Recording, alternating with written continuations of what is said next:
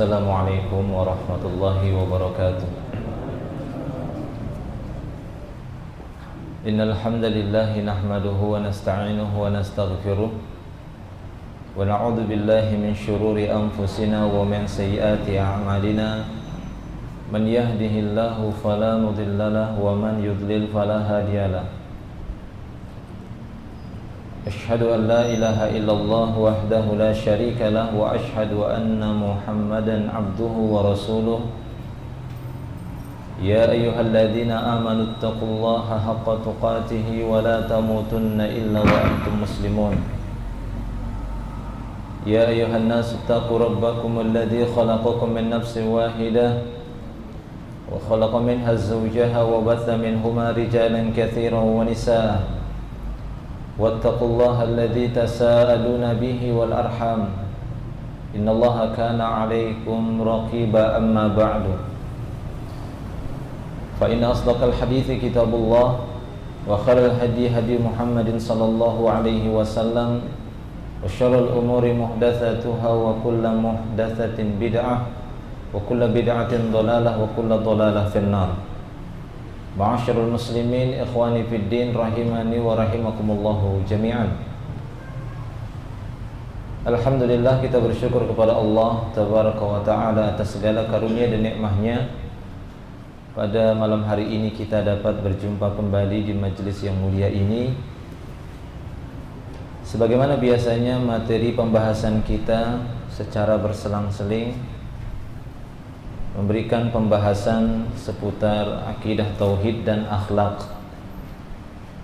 Dan pada pertemuan kali ini materi pembahasan kita masuk kepada materi ataupun pembahasan adab wal akhlak. Namun karena berkaitan waktu hampir mendekati bulan Ramadan, alangkah baiknya jika kita sedikit memberikan faedah-faedah penting yang berkaitan dengan akhlak bagi orang-orang yang melakukan puasa khususnya di bulan Ramadan.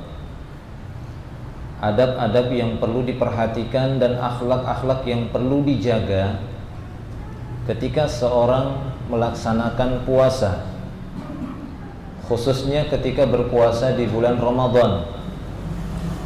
Walaupun akhlak ini tidak kita batasi harus dijaga pada waktu Ramadan saja, akan tetapi akhlak ini juga perlu dijaga baik itu di bulan Ramadan ataupun di luar Ramadan. Karena secara umum Nabi Muhammad SAW diutus oleh Allah Subhanahu wa taala dalam rangka untuk itmam makarimil akhlak, untuk menyempurnakan akhlak manusia. Sebagaimana sabda Nabi SAW yang cukup terkenal, beliau SAW bersabda, innama bu'ithtu liutammima makarimal akhlak. Sesungguhnya aku diutus untuk menyempurnakan akhlak mulia.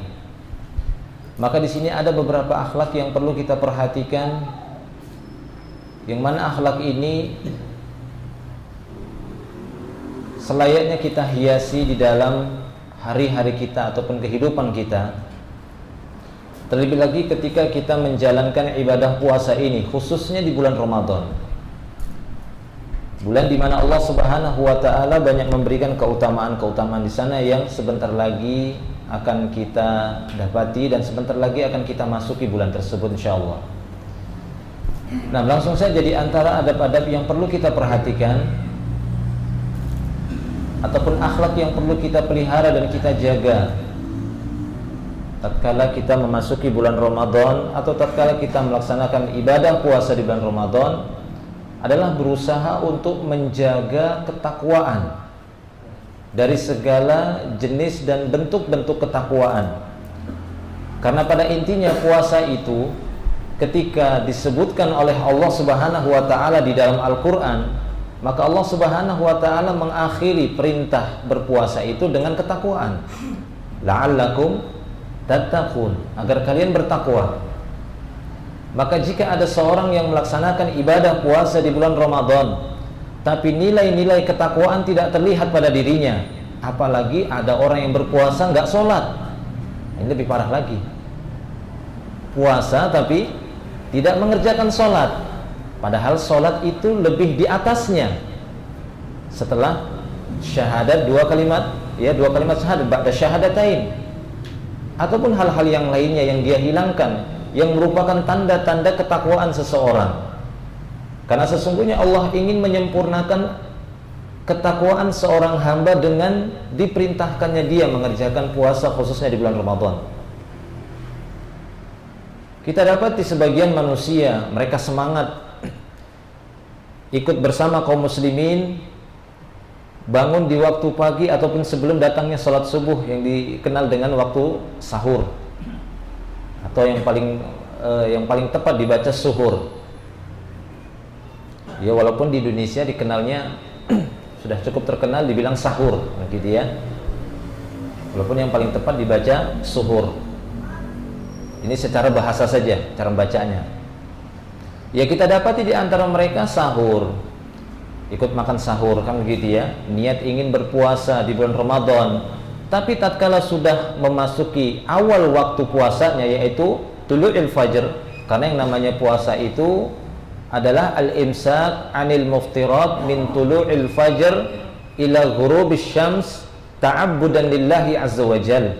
Para ulama mengatakan seperti Syekh Al-Utsaimin menyebutkan definisi puasa itu adalah al-imsak, menahan dari hal-hal yang membatalkan puasa itu, makan, minum ataupun al-jima'. Ini disepakati dari terbitnya fajar, bukan dari terbitnya matahari, tapi dari terbitnya fajar sampai tenggelamnya matahari dengan niat ibadah untuk Allah Subhanahu wa taala, ta'abbudan lillah. Kenapa? Karena ada orang-orang yang enggak makan, enggak minum, bukan ingin beribadah, tapi ingin diet. Kan gitu ya. Supaya diet, kan gitu. Mungkin ada sesuatu yang dia ingin capai dengan tubuhnya, jadi dia enggak makan dari subuh sampai maghrib. Ya, itu bukan ibadah namanya, tapi ibadah adalah sesuatu yang diniatkan untuk Allah dengan menahan makan minum dari terbitnya fajar sampai tenggelamnya matahari.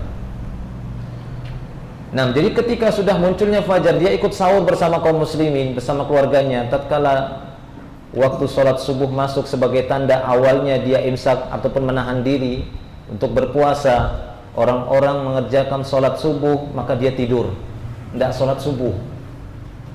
Nah, ini kan aneh seperti ini, tidak sholat subuh. Kemudian setelah dia dari waktu subuh itu tidur, tidak sholat subuh, mendekati waktu zuhur, dia mungkin sejenak terbangun, masuk waktu zuhur, kemudian cuma sebatas mandi dan semisalnya, habis itu tidak sholat zuhur juga, tidur lagi misalnya. Ada seperti itu, tidur lagi. Setelah itu kan gitu ya, terbangun dia di waktu asar ataupun tidak terbangun, atau dia terbangun beberapa saat sebelum masuk waktu maghrib. Kemudian setelah mendekati waktu maghrib, dia pun bersiap-siap ingin berbuka. Dia pun berbuka dan gembira dengan berbukanya. Alhamdulillah, kata dia, puasa sehari penuh, ya, bisa penuh. Ya, setelah dia berbuka, karena banyak orang yang sholat di masjid, dia pun ikut ke masjid.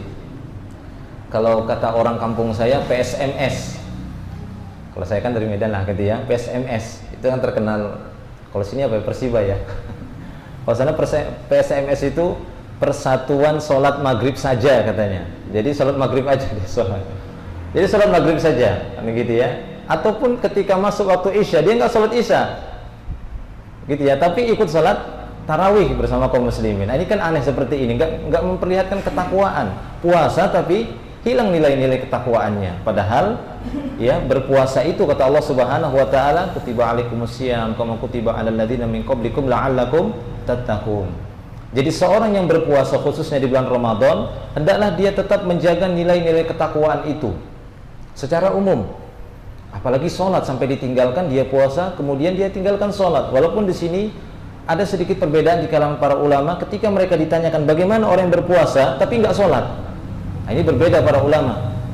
Sejauh yang saya ketahui ada dua jawaban para ulama berkaitan dengan hal tersebut, berkaitan dengan pertanyaan tersebut. Kenapa?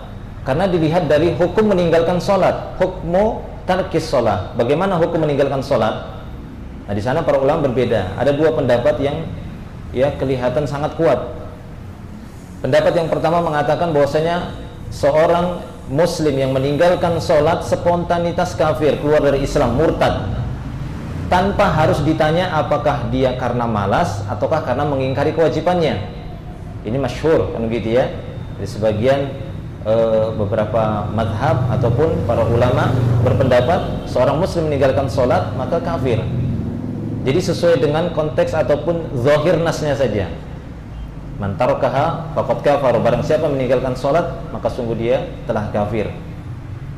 Ada sebagian para ulama tidak memperinci, akan tetapi pilihannya antara dua, orang yang meninggalkan sholat bisa kufur akbar dan kufur asghar, tergantung apa sebab dia meninggalkan sholat. Kalau karena takasul, karena tahawun, hanya sebatas malas-malasan saja, meremehkan sholat, tapi tetap meyakini sholat itu adalah wajib, ya, sholat itu wajib, tapi dia tinggalkan karena malas, maka yang seperti ini belum sampai kepada kufur akbar atau keluar dari Islam alias murtad, tidak. Namun dia terkena kufur asghar, tetap penamaannya dia kufur, tapi belum keluar dari Islam. Walaupun anak pribadi merojehkan pendapat yang kedua ini, Allahu a'lam bishawab. Ya, jadi dilihat apa sebab dia meninggalkan sholat. Tapi kalau dia meninggalkan sholat dengan sebab keyakinan sholat itu tidak wajib, ya jelas sepakat para ulama orang ini telah keluar dari Islam. Nah, maka para ulama mengatakan, para ulama yang berpendapat dengan pendapat pertama, ketika mereka ditanya gimana orang sholat, gimana orang puasa nggak sholat, ya nggak sah puasanya, tidak sah puasanya. Bagaimana puasa itu dilakukan orang yang keluar dari Islam? Nah, itu jawaban mereka. Tapi para ulama berpendapat dengan pendapat yang kedua yang saya sebutkan tadi. Mereka mengatakan keabsahan puasa itu berkaitan dengan terlaksananya rukun-rukun puasa itu ataukah tidak. Tidak berkaitan dengan sholatnya sama sekali. Tapi boleh jadi puasanya itu sah sesuai dengan syarat dan rukunnya, akan tetapi dosa dari meninggalkan sholat itu lebih besar daripada pahala yang dia dapati dari puasanya. Nah, kan gitu ya.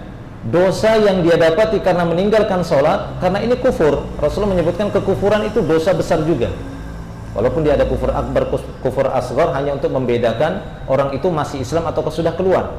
Itu perbedaan istilah kufur asghar atau kufur akbar.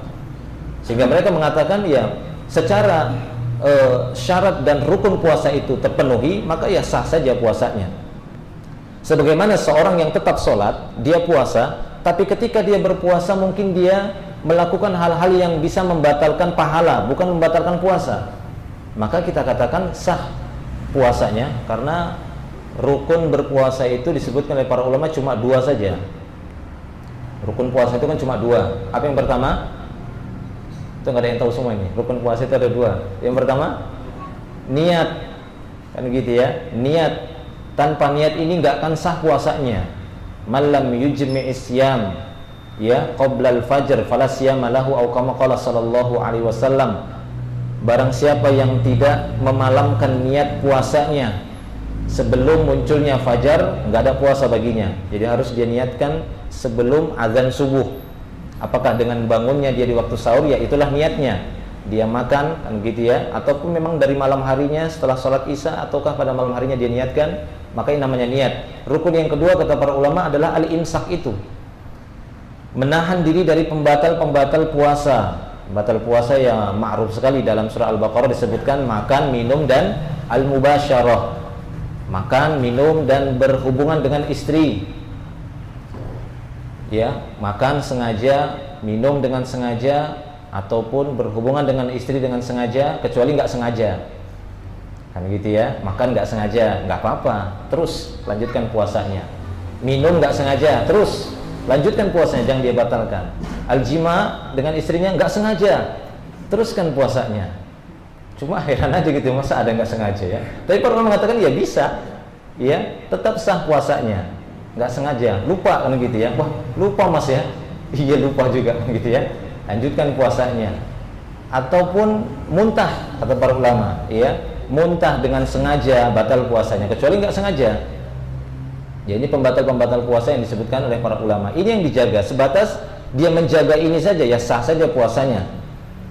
Ya, tapi bagaimana dengan pahalanya, itu lain lagi hitungannya, kan begitu ya. Taib, ikhwani fiddin rahimani wa rahimakumullah wa iyyakum jami'an. Jadi nilai-nilai ketakwaan itu yang harus dijaga, terutama tetap dia harus melaksanakan kewajiban-kewajiban yang lainnya selagi dia berpuasa, sekalipun dia berpuasa. Bukan berarti karena dia puasa kemudian dia meninggalkan perintah-perintah Allah Subhanahu wa taala yang lainnya yang wajib dia kerjakan. Di antaranya salat tadi, begitu ya, di antaranya salat itu tadi. Tayyib ikhwan fillah rahimani wa rahimakumullah wa iyyakum jami'an. Walaupun saya pribadi lebih menguatkan pendapat para ulama yang kedua, bahwasanya apabila seorang yang berpuasa kemudian meninggalkan salat, ya tetap sah puasanya. Karena itu lain lagi kan gitu ya, rukun-rukunnya itu berkaitan dengan puasa itu sendiri ataupun syarat-syaratnya. Namun dosa yang dia lakukan karena meninggalkan sholat jelas itu lebih besar daripada pahala yang dia dapati dari mengerjakan puasa itu. Jadi nggak sebanding. Nah demikian. Allahu a'lam bishawab. Nah ikhwan fillah rahimani wa rahimakumullah. Jadi ini perkara penting yang harus kita miliki selagi kita mengerjakan puasa. Jagalah nilai-nilai ketakwaan itu secara umum, yaitu berusaha melaksanakan perintah Allah dan menjauhi larangan-larangan Allah Subhanahu wa taala sekalipun kita sedang berpuasa.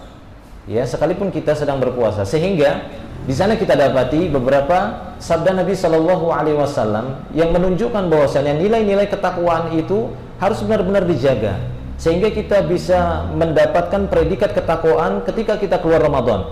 Dalam satu hadis, dan mungkin hadis ini sering ya kita dengar khususnya tatkala memasuki bulan Ramadan, Nabi Shallallahu alaihi wasallam bersabda dari jalur Abu Hurairah radhiyallahu anhu, beliau bersabda, "Idza kana yaumi shaumi ahadikum fala yarfuth wa la yaskhab wa la yajhal. Fa in syatamahu ahadun aw qatalahu falyaqul inni shaim marrataini." Kata Nabi sallallahu alaihi wasallam, apabila salah seorang di antara kalian sedang berpuasa, fala yarfuth, janganlah dia berkata-kata yang kotor. Nah, ini kan menjaga ketakwaan. Sehingga seperti yang kita sebutkan di awal, menjaga lisan kita dari ucapan-ucapan yang tidak pada tempatnya, ucapan-ucapan yang sia-sia, kan gitu ya, ucapan yang apalagi sampai ucapan yang keji, ucapan yang kotor. Ar-rafath yang dimaksud sini sebenarnya ucapan yang khusus antara suami dan istri. Antara suami dan istri itu kan boleh mengucapkan kalimat-kalimat yang khusus antara laki-laki perempuan lah gitu ya. Dia mengucapkan ini begini kepada istrinya untuk lebih menambah kasih sayang di antara keduanya. Tapi ketika berpuasa jangan. Ya, ketika dia berpuasa jangan mengucapkan demikian, kata Rasulullah sallallahu alaihi wasallam, fala yarfuth. Jadi bukan berarti adab menjaga lisan ini hanya ketika berpuasa saja. Kemudian di luar puasa dia tidak menjaga lisannya, tidak. Ini sebenarnya dalam setiap kondisi berusaha kita jaga, karena ini merupakan tanda-tanda ketakwaan seseorang. Dia mampu menjaga lisannya, menjaga ucapannya. Maka yu'minu billahi wal yawmil akhir falyakul khairan au liyasmut, kata Rasulullah sallallahu alaihi wasallam, barang siapa yang beriman kepada Allah dan kepada hari akhir, hendaklah dia berkata yang baik atau dia diam. Rasulullah hanya memberikan dua pilihan. Ya, jika dia beriman kepada Allah dan kepada hari akhir, bicaralah yang baik saja, atau pilihannya yang kedua, dia diam. Nah demikian. Nah demikian juga ketika berpuasa, ini merupakan nilai ketakwaan yang harus dia jaga. Tidak hanya sebatas menahan makan, minum dan berhubungan saja, kan gitu ya, hubungan intim saja yang dia jaga, tapi berusaha untuk menjaga lisannya agar jangan sampai berkata rafath, berkata-kata keji, berkata yang sia-sia, tidak ada manfaatnya, nggak ada faedahnya. Lebih baik dia diam atau dia berbicara yang benar saja, berbicara yang berfaedah, yang baik, karena ini ya merupakan hal yang diutamakan bagi seorang yang berpuasa, terlebih lagi karena Rasulullah mengaitkannya dengan puasa. Faida kana yaumis shaumi ahadikum, apabila salah seorang di antara kalian sedang puasa. Berarti apa? Beliau mengaitkan puasanya seseorang dengan ucapan. Rasulullah mengaitkan puasanya seseorang dengan ucapannya. Fa idza kana yaumi shaumi ahadikum fala yarfuth. Kalau salah seorang di antara kalian puasa, jangan berkata rafath. Ya, jadi ada kaitannya. Sehingga para ulama mengatakan, orang yang berpuasa tapi tidak menjaga lisan, walaupun tidak batal puasanya, sehingga wajib baginya untuk mengqadha, kan begitu ya, sehingga wajib baginya mengqadha, walaupun tidak batal puasanya, tapi bisa menyebabkan batal pahalanya. Ya, batal pahalanya. Sehingga dia mungkin mampu menahan makan dan minum, menahan syahwatnya, akan tetapi dia tidak mendapatkan pahala sama sekali, ya, kecuali hanya haus dan lapar saja. Itu saja yang dia dapati. Nah, ini sangat kita sayangkan. Makanya Rasulullah mengingatkan, inilah akhlaknya. Akhlak bagi seorang yang berpuasa, lebih dia perhatikan bagaimana ucapan-ucapan yang keluar dari lisannya. Wala yaskhab. Demikian juga Rasul mengatakan apabila sedang berpuasa jangan berteriak. Yaskhab itu maksudnya berteriak yang sangat keras. Yaskhab ini, mohon maaf, ini biasanya dilakukan orang-orang di pasar. Yaskhab. Pernah ya dengar teriakan-teriakan di pasar ya? Iya, manggil, ya nawarkan barangnya, kan gitu ya. Oh, nah seperti itu. Dia puasa tapi teriak-teriak seperti itu di dalam rumahnya ataupun dengan keluarganya, dengan anaknya, atau istri dengan suaminya, kan gitu ya. Walaupun seperti yang kita sebutkan tadi, tidak batal puasanya, karena yang membatalkan puasanya dia makan sengaja, minum sengaja dan semisalnya. Akan tetapi pahala itu sendiri, ya, jadi ketakwaan itu kan berbeda-beda satu dan yang lainnya. Sejauh mana dia bisa mempertahankan akhlak itu, sejauh mana dia bisa mempertahankan akhlak itu sementara dia sedang berpuasa. Kenapa? Karena puasa ini memang memiliki kekhususan dibandingkan ibadah yang lain. Puasa ini langsung Allah Ta'ala mengatakan dalam hadits qudsinya, puasa ini untukku, kata Allah Subhanahu Wa Ta'ala. Kullu amali ibni Adam lahu illa siyam. Setiap amalan anak Adam itu untuk anak Adam sendiri kecuali puasa, kata Allah Subhanahu Wa Ta'ala. Fa innahu li. Sesungguhnya puasa itu khusus untukku. Wa ana ajzi bihi, dan aku yang nanti akan membalasnya. Nah, jadi kalau kita tahu bahwasanya puasa ini adalah salah satu ibadah yang sangat spesial untuk Allah Ta'ala, ya, sangat spesial ini untuk Allah Subhanahu Wa Ta'ala. Kenapa? Hambaku ini, kata Allah Subhanahu Wa Ta'ala, ya, hambaku ini yada'u ta'amahu wa syarabahu wa syahwatahu min ajli. Dalam satu hadits qudsi lagi Allah mengatakan, ya, hambaku ini hebat, dia rela menahan makannya padahal makan itu halal. Iya atau tidak? Iya, makan kan halal gitu ya, namanya konsumsi makanan, yang penting halal, itu halal. Tapi dia menahan itu semuanya. Hambaku ini menahan makannya, menahan minumnya, menahan syahwatnya hanya karena aku saja. Takjub Allah Subhanahu Wa Ta'ala, ya, Allah takjub melihat seorang hamba yang meninggalkan makannya dari terbitnya fajar sampai tenggelamnya matahari, meninggalkan minumnya, meninggalkan syahwatnya, dia tinggalkan istrinya hanya untukku saja. Masya Allah ini. Jadi benar-benar ibadah puasa ini satu ibadah yang sangat spesial. Maka jangan dirusak-rusak hanya karena kurang baiknya akhlak seseorang, ya, kurang baiknya adabnya ketika berpuasa. Di antaranya itu tadi lisan, ya, lisan ataupun menjaga ucapan-ucapan. Baik, ikhwan fillah rahimani wa rahimakumullah wa iyyakum jami'an. Wala yaskhab, jangan sampai meninggikan suara sangat tingginya seperti di pasar. Wala yajhal, kata Rasulullah. Nah, ini kepada perbuatan, jangan berbuat jahil. Lagi puasa jangan berbuat jahil. Berbuat jahil ya berbuat yang tidak pada tempatnya, yang tidak menunjukkan itu seorang mukmin, kan gitu ya. Canda ya silahkanlah bercanda. Rasulullah juga bukan berarti tidak pernah bercanda. Akan tetapi jangan sampai kepada tindakan yang sangat, ya, tidak menunjukkan muruah, wibawa seorang mukmin, seorang muslim. Ya, jadi dalam beberapa canda Rasulullah, banyak Rasulullah, ya, ada beberapa sekali canda Rasulullah tapi sungguh-sungguh nggak dusta. Nah, itu juga kadang kita banyak dapati bercanda tapi dusta, kan gitu ya. Berbicara dusta untuk membuat orang tertawa, ini kan nggak boleh juga. Ya, kita mungkin pernah sebutkan bagaimana Rasulullah mengecam perbuatan itu. Ini sama saja dusta juga namanya. Karena seorang muslim dibolehkan berdusta itu pada kondisi yang sangat darurat saja. Apa diantaranya? Perang, ya. Dalam peperangan kata Rasulullah, al-harbu khud'ah. Perang itu ya memang penipuan gitu ya, tipuan. Perang itu ya dusta. Nggak mungkin anda jujur pura-pura, ayo gini jujur gitu ya. Dusta, nggak masalah dusta di sana. Ya, bohong-bohongan gitu ya, ranjau atau semacamnya, itu tidak masalah. Atau ketika mendamaikan dua orang saudara yang sedang ini gitu ya, sedang bertengkar, kita berdusta di sana untuk mendamaikannya, tidak masalah. Tapi hukum asalnya seorang muslim itu tidak boleh berdusta. Berbicara kemudian membuat orang tertawa tapi dusta. Dalam satu hadis Rasul mengatakan, wailun lilladzi yuhaddits fayakdzib. liyudhika bihil qaum, fi riwayatin liyudhika bihin nas, wailun lahu wailun lahu. Diriwayatkan oleh Imam Abu Daud, Nabi SAW bersabda, celakalah seorang yang berbicara kemudian dia dusta dengan ucapannya hanya untuk buat orang tertawa. Celakalah dia, kata Rasulullah SAW. Ya, demikian ya. Kadang kita dapati mungkin ada sebagian orang ya mungkin tidak sengaja kan begitu ya, ataupun kebiasaannya suka membuat orang tertawa tapi dengan hal-hal yang kedustaan di dalamnya, berbuat jahil seperti ini. Kata Rasulullah, jangan dia berbuat jahil ketika dia berpuasa. Ya, apa berbuat jahil? Ya, misalnya menyembunyikan sesuatu kemudian pura-pura nggak tahu kan begitu ya. Oh, saya nggak tahu, padahal dia yang sembunyikan hanya untuk buat tertawa. Ini kan jangan seperti itu.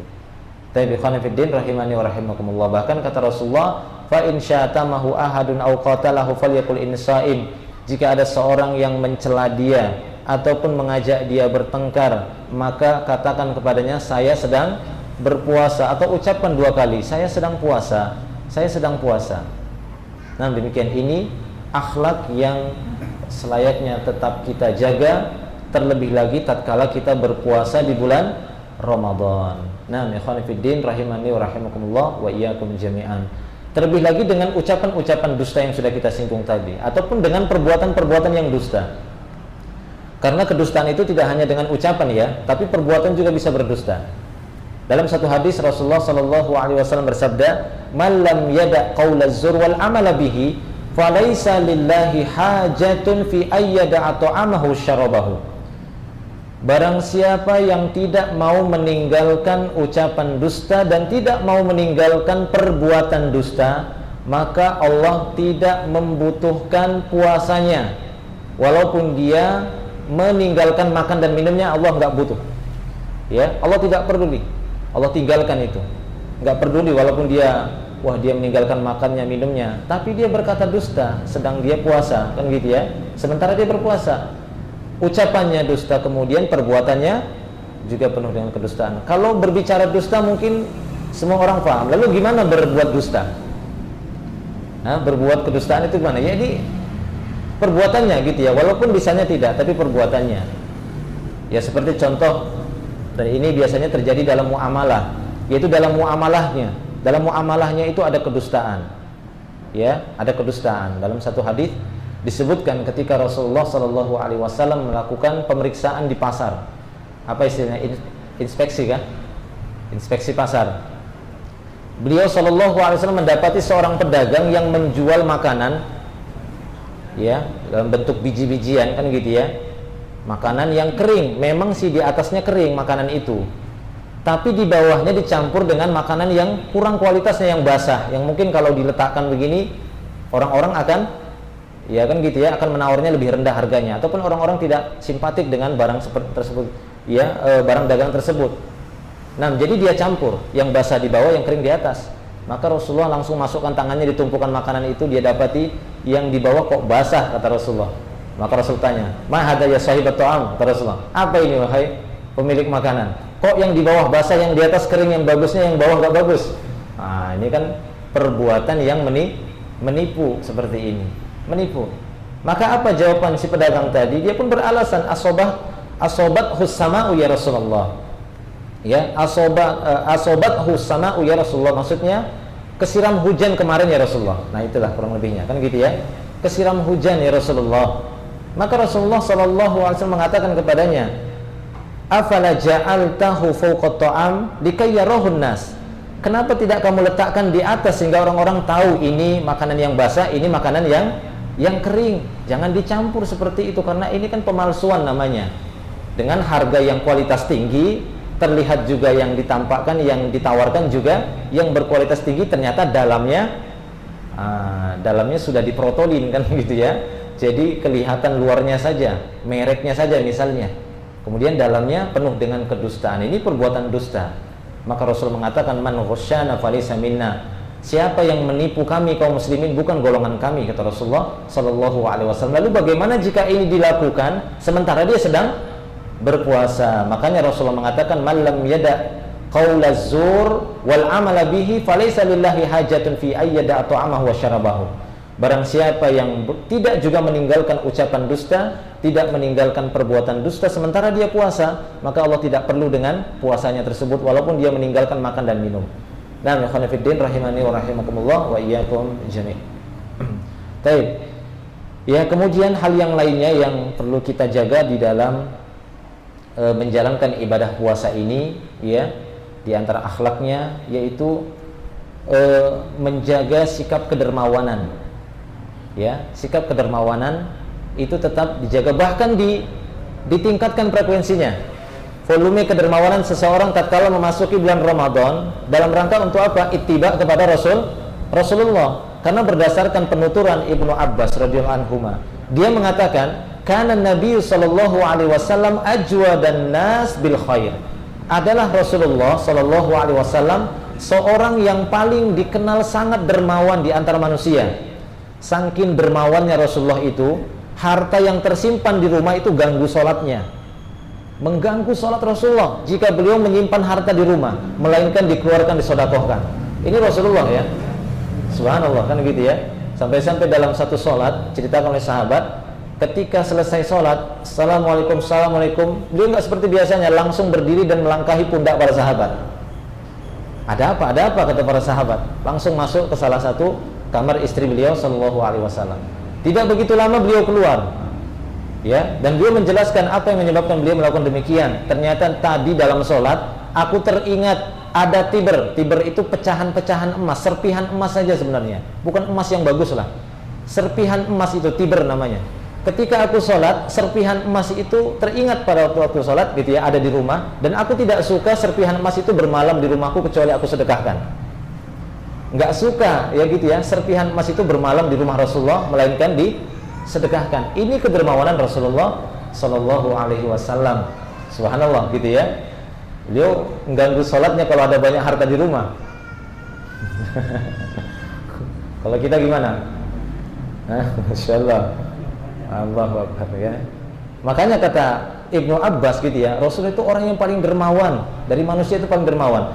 Dan kedermawanan Rasulullah itu lebih terlihat lagi ketika memasuki bulan Ramadan, tatkala Jibril datang kepada beliau. Karena ketika bulan Ramadan Jibril datang untuk murojaah Quran, mendengarkan Quran Rasulullah sallallahu alaihi wasallam, ya, sehingga disebutkan fa idza laqiyahu Jibril alaihi salam kana ajwada bil khair mirrihil mursalah. Dan ketika Jibril itu mulai mendatangi Rasulullah di bulan Ramadan itu, kedermawanan Rasulullah itu lebih terlihat lagi, bahkan seperti angin yang berhembus, kan gitu ya, angin yang berhembus. Kalau tadi masih sempat bermalam lah harta itu, tapi masuk bulan Ramadan itu seperti angin. Maksudnya itu ketika beliau mendapatkan rezeki itu cuma mungkin beliau pegang saja kemudian kasih yang lainnya, sampai ke tangan beliau kasih yang lainnya. Subhanallah, jadi kan itu angin berhembus gitu ya, cuma menerpa sebentar saja kemudian sudah dirasakan oleh yang lainnya. Itu Nabi kita sallallahu alaihi wasallam. Walaupun kita tidak bisa seperti beliau seperti ini kan gitu ya. Aduh, gimana ini kan gitu ya. Tapi minimalnya kedermawanan itu bisa lebih kita tingkatkan tatkala kita memasuki bulan Ramadan. Rasulullah juga tidak menuntut diri kita ini harus mirip seperti Rasulullah. Tidak. Kan gitu ya. Karena mungkin setingkat Abu Bakar ataupun Umar itu tidak benar-benar mirip seperti Rasulullah sallallahu alaihi wasallam. Namun yang terpenting kita berusaha semaksimalnya untuk mengikuti ittiba kepada Nabi sallallahu alaihi wasallam. Nah, ikhwani fiddin rahimani wa rahimakumullah wa iyyakum jami'an. Ya, ini mungkin sebatas ya akhlak-akhlak ataupun adab yang penting kita jaga tatkala kita menjalani ibadah puasa di bulan Ramadan. Walaupun secara umum seperti yang kita sebutkan pada poin yang pertama tadi, segala bentuk nilai-nilai ketakwaan yang itu merupakan ya tanda-tanda ketakwaan, maka ya selayaknya kita tetap terus menjaganya walaupun kita sedang berpuasa, kan begitu ya, dari ucapan kita, pandangan kita. Nah, demikian juga ketika kita berpuasa yang menjaga pandangan, karena Rasulullah juga mengaitkan antara puasa seseorang dengan menjaga pandangan, ya kan gitu ya. Nanti berpuasa tapi pandangannya, nah kan begitu ya, puasa tapi pandangannya tuh kan begitu. Ya gimana Ustadz, perempuan-perempuan sekarang, nah ya diingatkan perempuan sekarang gitu ya, keluarga-keluarga kita. Makanya dalam satu hadis Rasulullah ketika memerintahkan para pemuda untuk menikah dengan segera. Kenapa? Menikah itu mampu menundukkan pandangan, kan gitu ya. Menikah mampu menundukkan pandangan. Oh iya, Masya Allah, jazakallah khairan ya. Superman soalnya. Ya, menikah itu mampu menundukkan pandangan, kata Rasulullah, dan menjaga kehormatan. Jika dia belum mampu menikah, maka hendaklah dia berpuasa, kata Rasulullah. Ya, artinya apa? Ada sisi kesamaan antara menikah, orang yang menikah, dengan seorang pemuda yang berpuasa. Karena dengan berpuasa lebih bisa menundukkan pandangan. Nah, ini dia akhlak-akhlak ketakwaan yang perlu kita jaga ketika kita berpuasa, ya, menjaga lisan, menjaga pandangan.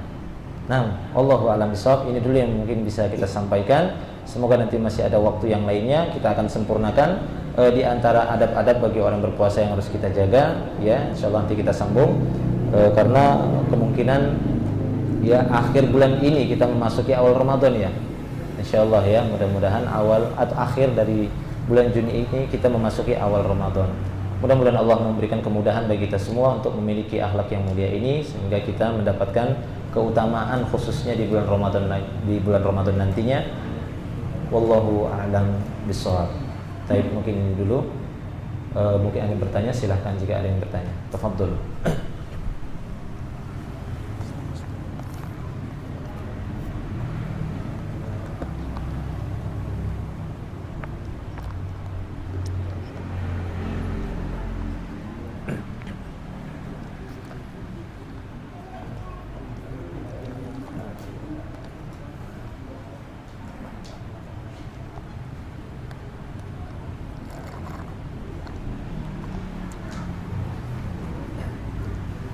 Ada mungkin yang ingin bertanya sebelum kita akhiri? Iya, Pak, silahkan.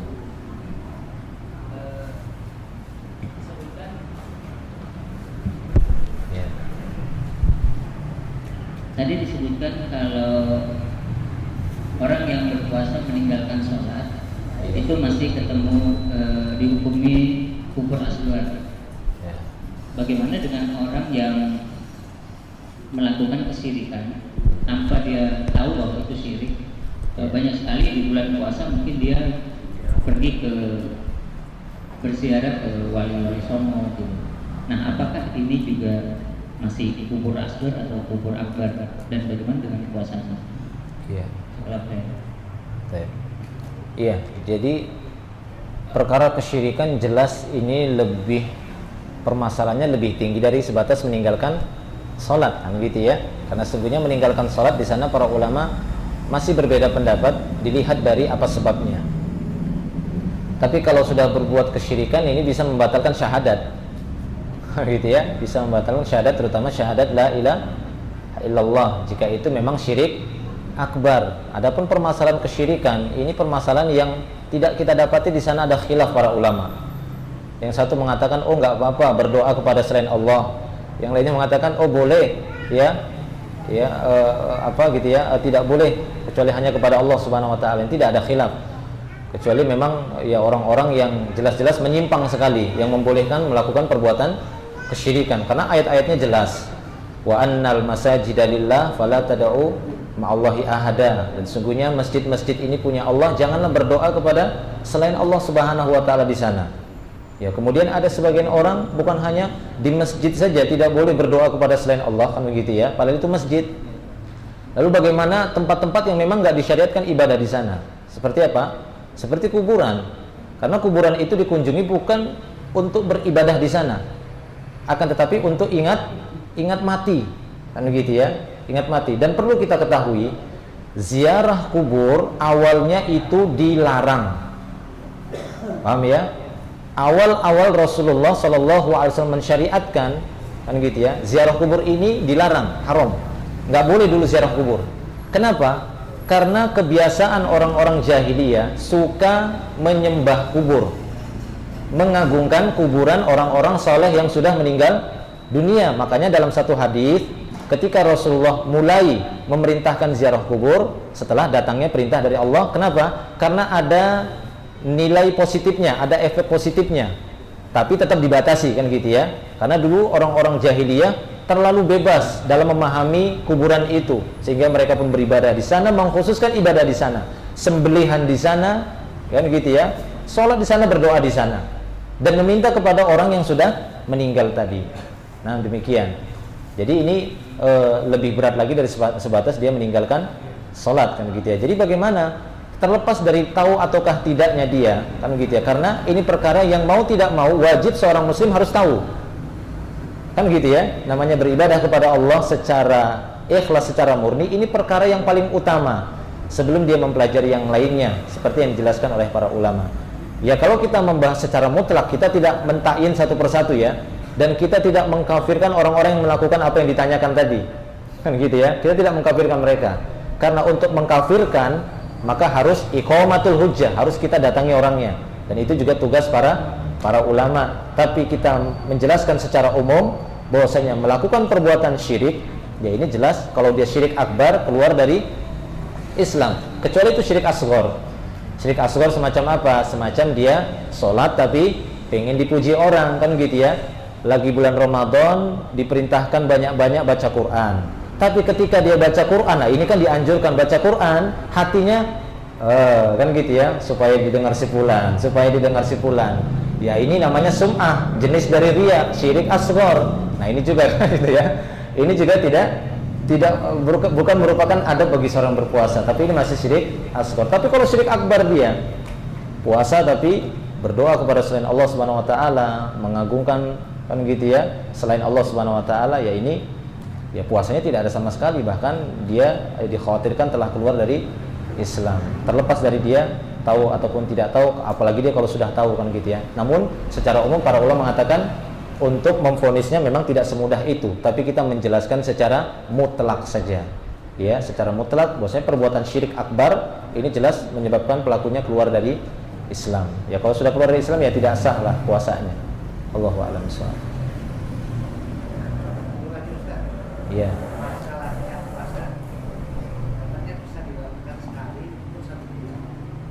Niat puasa. Iya. Bagaimana dengan niat puasa? Bolehkah dilakukan sekali saja di awal Ramadan? Saya niat puasa sebulan penuh. Cukupkah ini? Saya katakan tidak cukup. Walaupun ada ulama yang berpendapat demikian, tapi ini lemah pendapatnya. Kias mereka, analoginya adalah kepada sholat, ya, kiasnya kepada sholat. Bukankah ketika seorang sholat cukup dia niatnya sekali saja di awal sholat, tidak setiap rakaat dia niat, ya atau tidak? Benar atau tidak ini? Ketika anda sholat niatnya sekali atau setiap rakaat anda akan berniat? Rakaat pertama niat rakaat pertama, bangkit rakaat kedua niat rakaat kedua. Tidak kan? Di awal saja kan? Di awal saja kita meniatkan sholat 4 rakaat misalnya. Nah ada yang mengkiaskan seperti itu, bahwasanya cukup di awal, nggak apa-apa niat 30 hari seperti seorang sholat niat 4 rakaat. Tapi ini lemah pendapat seperti ini. Kenapa? Karena ilahnya itu yang menjadi objek kiasnya itu lemah. Karena beda orang yang sholat 4 rakaat dengan orang yang puasa sebulan penuh, berbeda hukumnya. Kenapa? Saya kasih contoh. Misalnya ada orang yang sholat zuhur 4 rakaat niatnya di awal. Dia rakaat pertama, rakaat kedua bangkit lagi, rakaat ketiga dia sengaja nggak sujud kedua, sengaja ya, sengaja dia tidak sujud pada rakaat ketiga, kan ada 2 kali sujud ya, kemudian dia sengaja cuma sujud sekali langsung berdiri, dan dia tahu ini sholatnya sah ataukah tidak, ya. Sepakat para ulama sholatnya nggak sah karena sengaja dia meninggalkan tersebut, kecuali karena lupa, kan begitu ya.